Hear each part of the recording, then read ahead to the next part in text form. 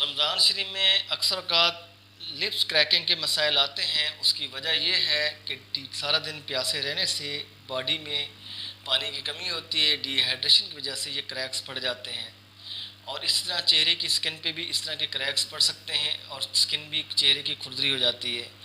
اب سوال یہ ہے کہ اس سے کیسے نمٹا جائے اور اپنے چہرے اور لپس کو کیسے کریکنگ سے بچایا جائے اور کیسے ان کو تر و تازہ کیا جائے.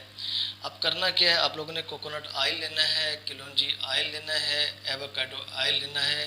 اب کیا کرنا ہے، 9 ڈراپ فرام ایچ آئل آپ لوگوں نے ریشو رکھنی ہے. ان کو مکس کر لینا ہے، مکس کر کے لپس پہ لگانے ہیں اور ہلکا ہلکا اپنے چہرے پہ لگا لینا ہے. اس طرح افطار کے بعد فوراً لگا لیجئے اور افطار کے بعد اس کے بعد نماز تراویح کے بعد لگا لیں. اور اس طرح صبح اگر آپ گھر پہ ہیں تو آپ روزہ سحری کے بعد بھی اس کو لگا لیجئے. اس کو لگائیں گے، پہلی بات تو یہ کریکس ختم ہو جائیں گے